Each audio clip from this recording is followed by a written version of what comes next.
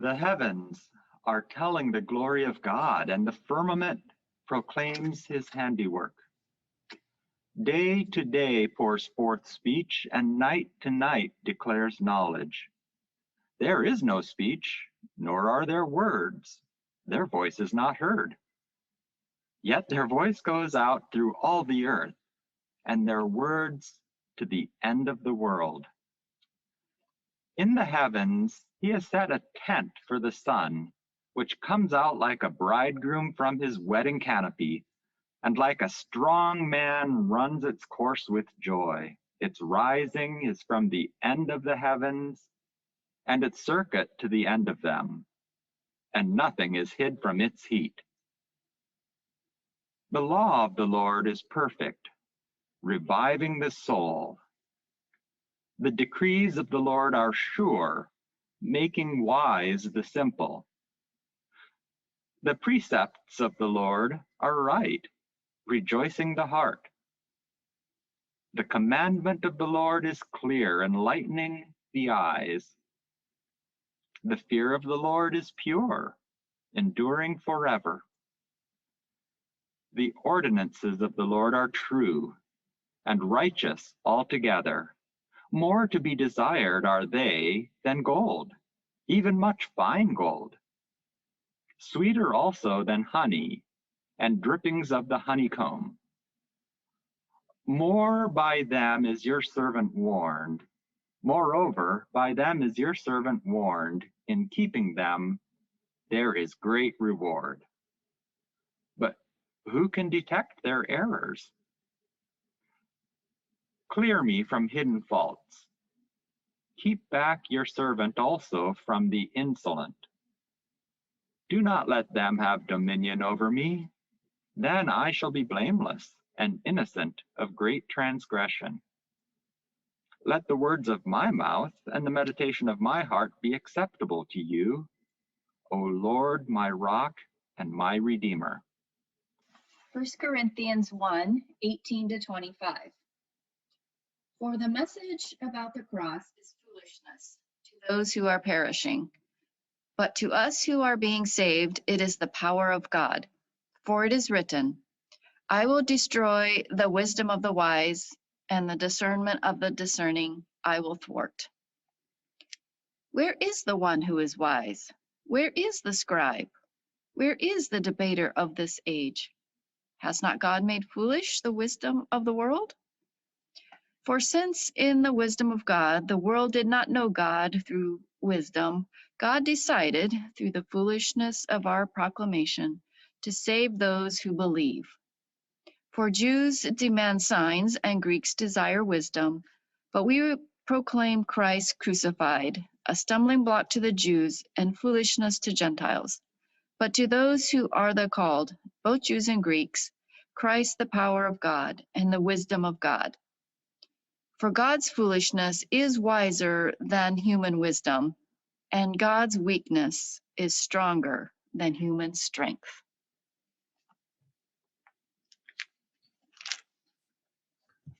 Well, as you well know by now, we have brought a new life into this world and country, into this world that's mired in a global pandemic, into this world that we're told is on the cusp of climate catastrophe, into this country that many of us from both sides of the political aisle are worried may have a very dire future ahead of it. We have brought a precious, beautiful, innocent, new life smack dab into the middle of all of it. So, as much as you all celebrated this birth, I mean really celebrated this birth with us in these circumstances, if you also, while doing that, quietly asked yourself or your partner, but what's the wisdom in having a child right now? I have to admit, we'd be hard pressed to blame you. Because I can't say we haven't occasionally asked that ourselves. And I suspect that the particular question is just one version of a question that a lot of us are asking these days. A question that we ask when we wonder, given how quickly the world is getting destroyed, why go out of our way for strangers? Or Why create anything beautiful, write new songs, paint new paintings, carve new carvings? Why invest time and commitments to a faith community? Why resolve conflicts, have hard conversations, or even hope for much of anything? Why try to work for better creation care if our efforts seem so puny and climate catastrophe sounds more and more like a done deal anyway? Why try to work for a better political future for our nation if we secretly suspect that whenever the other party gets power, any progress ours makes will be wiped out anyway? What's the wisdom of any of it in a world that just seems to be getting more and more damaged? These days, with all the pessimism, with a sense of unavoidable catastrophe hanging in the air, has doing some of the things you used to know were right and good sometimes started to feel a little bit naive, a little bit like foolishness? Since I, at least, have certainly been carrying these questions, especially while bringing new life into this world, when I read Psalm 19 this past week, my mind wandered to one of my favorite songs. It's written and performed by me and Shanda's good friend, Paul Bergman. You've likely never heard of him or his music, but let me tell you, it's wonderful. And the song of Paul's that I thought of is called Creeping Charlie. And in it, Paul tells the story of the little part of the world that I grew up on, a part of the world that was home to the Anishinaabe before my great-grandparents displaced them, a part of the world that my great-grandparents settled and molded into what they considered to be a modern world, breaking the land, building their houses, churches, schools, sheds, and barns, planting their fields, taking everything they could squeeze out of the soil, pounding in telephone poles, slashing up the previously uninterrupted grasslands with railroad tracks and then highways. Paul sings about all of what has happened. And as he does, he's singing, of course, not just about that little piece of land I grew up on, but about what has happened across most of the earth. And then he turns abruptly to the future. In the song, suddenly, after singing about all of those things, he's singing back to us from the future, telling us what will happen next. He tells us that the highways have started to crack. Maybe we've already started to experience that part, but then he says it all eventually goes to seed. And then he sings, our story's over. We've had our day. All that's left is the wind. What will it say?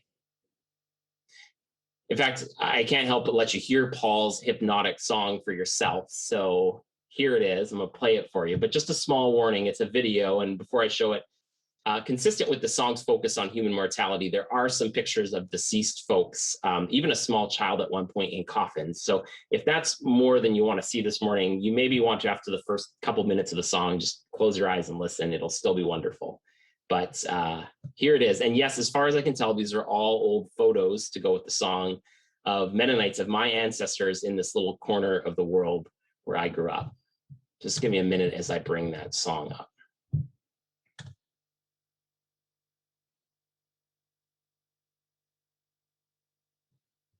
Okay, well, that was cruel of me. I got you so excited for this song, and now you won't get to see it. We'll see if I can find it. We'll see if it'll load after the service for those of you who are still here, but I don't want to take more time for that. Now, even if you haven't heard the song, from what I've described, you might be wondering, as interesting as that all sounds, what in the world does a song about my corner of the world, about all of the things that people did to break the soil and take over that land, which eventually leads to going to seed, nothing left but the wind, what does that have to do with Psalm 19? Well, the thing is, the first few times I heard this song, I thought it was about the resilience of the surface of the earth, the way that the grass and what we call weeds would eventually grow back if some catastrophe eventually wiped everything away. And that's in the song there, I think, but it wasn't until I'd listened to the song played many times, until actually as Paul recorded it and asked me for some feedback, and we talked about whether the song should have a longer fade out after the last verse, that I recognized what the final line itself really said. The final line, speaking from the other side of a disaster that's wiped out everything, reads, all that's left is the wind. What will it say? And this, friends, is where Paul's song helped me to quickly recognize something in Psalm 19. If his song asks us to lean in and listen to the wind, Psalm 19 invites us to look up and see the writing in the sky, that space that the wind travels through, wind and sky. Psalm 19 reminds us there are things we can learn about God, things like the glory of God, the steadiness of God, the constancy of God, the eternity of God in the sky. In the sky, the psalmist tells us we see God's handiwork. In the sky, the psalmist tells us God has set the sun to come and go each day, never to be stopped. In the sky, the psalmist tells us we hear a voice that speaks without speech. Reading Psalm 19 while I hummed Paul's song, Creeping Charlie, I was reminded that in this broken and breaking world, the most resilient, the most enduring, the most constant, the most eternal part of this world may well be the sky. I know that we have and are doing damage to the air too, but compared to what we see down here on the surface of the earth, where more and more of the rainforests burn to ash, where more and more species disappear forever, where more and more of the ocean is filled and covered with plastic trash, where more and more farmland gets swallowed up, where we fight out our political differences in ugly and sometimes violent ways, where even seemingly tall, stable democratic nations can seem on the brink of falling to rubble, compared to what we see down here on the surface of the earth, the relatively unaffected sky may well be one of God's greatest, one of God's most enduring reminders that beyond all our folly and destruction down here on the surface of creation, God, like the sky, somehow continues to preside, to hover, constant and eternal over all of this. Which leads me to this. If my friend Paul's song asks, when our story's over, when it's all gone to seed, when all that's left is the wind, what will it say? Psalm 19 reminds us to already ask before we get there, already now, what is the sky saying? By which it means to ask, what does God say already now? And certainly God has much to say about how we treat the gift of creation. A message we desperately need to listen to, a message that we heard about last week and need to keep hearing and preaching. But today, as I think about those dark questions that have haunted me, even as we brought a new life into the world, as I think about the ways in which so many of us struggle with pessimism these days, with sometimes feeling like new life, new commitments, new creations, new relationships may just be foolishness, I want to focus on one seemingly small part of God's message to us that can help make all the difference. It's a message, in fact, that we don't just have to try to hear blowing in the wind or reading in the clouds or listening for the wind to say way after it's too late. Because in addition to all that, it's a message that God brought to us by coming down into the dirt and muck of life, by living it out for us in the rubble we'd made and keep making out of God's world.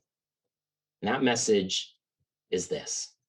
When Jesus lived in this world, he too was faced with hard questions, the kind I mentioned earlier. In this broken and breaking world, what is wise and what is foolish?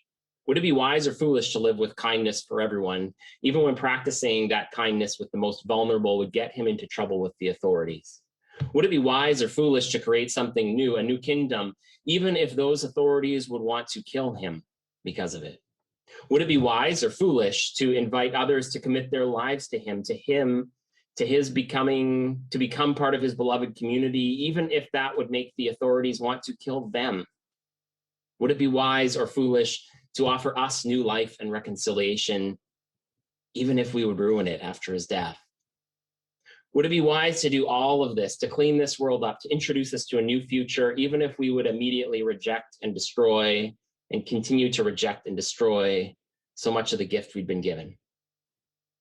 Jesus faced all of this, the big question about whether any of it is worth it, whether it's wisdom or foolishness, already 2,000 years ago. And while, as the Apostle Paul reminds us in 1 Corinthians, Jesus chose what we regard as foolish. In this broken world, he lived with kindness, even to the point of foolishness.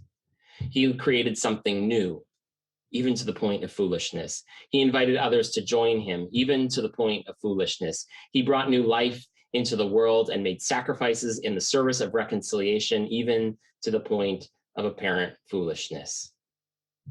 Friends, if this broken and breaking world has left you struggling to want to be kind, to create, to invite, to join, to commit, to welcome new life, to make sacrifices, to reconcile, to care for creation, to work for a more perfect union, to love, I can't blame you. By this broken and breaking world standards, it's all foolishness.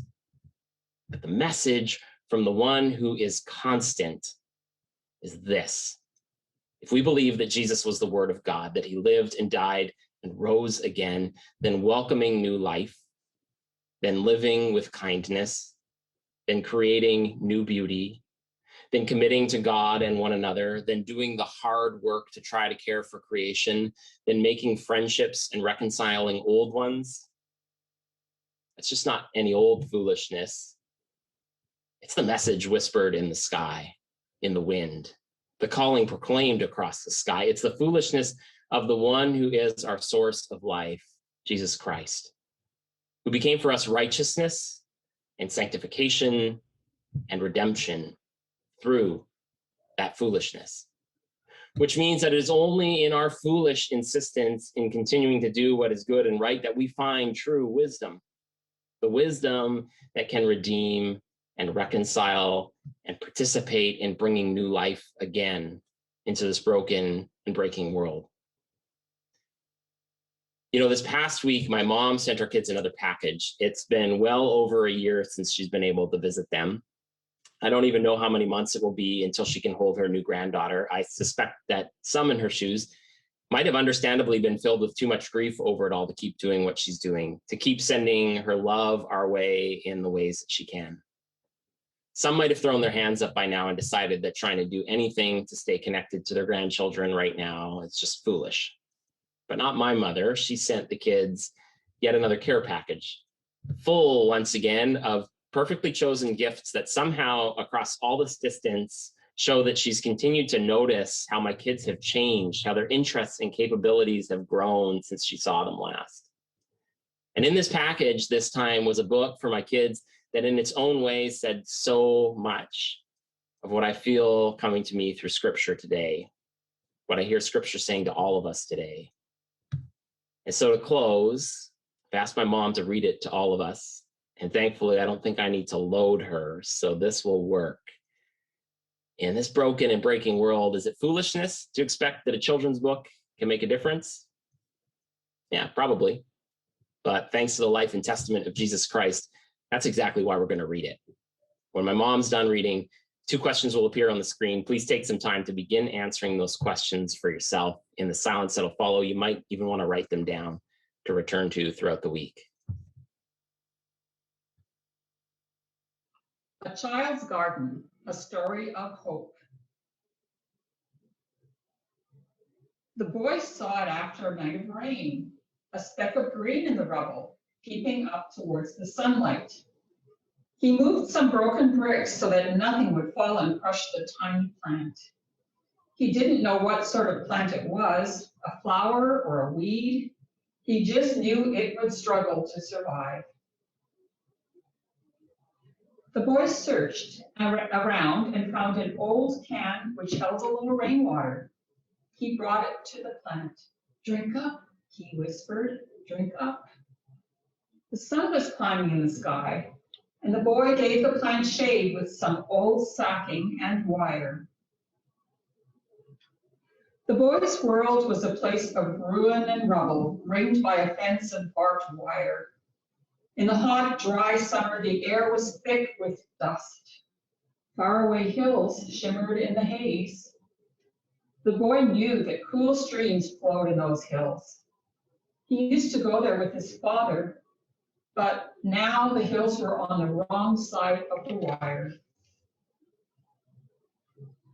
Over the following weeks, he cared for his secret garden. Soon the green tendrils reached to the high barbed wire fence. Now the boy could tell it was a vine, a grapevine. It spread along the fence and gave shade to its own tender roots, which in turn sent out more shoots. Birds and butterflies came, bringing seeds and pollen on their wings. The garden grew. It was no longer a secret. Friends came to sit in its shade, and it became a playground for the children. Then one day, soldiers came and destroyed everything. They threw the vine in a ditch on the other side of the wire. The boy thought his heart would break. Winter came. The boy and his family shivered in the cold and damp of their ruined home. Spring came late. After the first night of rain for weeks, the boy noticed green shoots all along the ditch. Some seeds from his vine must have survived the winter. He worried about the new shoots. He couldn't get close enough to water them. They were on the other side of the wire. Then one evening, he saw a little girl playing by the ditch. She had a bucket, and she was sprinkling water on the tiny plants. Each evening she returned. The boy hoped the soldiers wouldn't notice, but they didn't seem to mind plants growing on their side of the fence. Then, one day, the boy saw tiny specks of green peeping from the rubble where his garden had been. "Look," he yelled, "come and see, my vine has come back." He began collecting water and once more tended his garden. Soon it reached the wire, where it became entwined with the green tendrils from the little girls inside. The barbed wire disappeared under leafy shade, and the new garden became home once more to birds and butterflies. Let the soldiers return, thought the boy. Roots are deep and seeds spread. One day, the fence will disappear forever, and we will be able to walk again into the hills.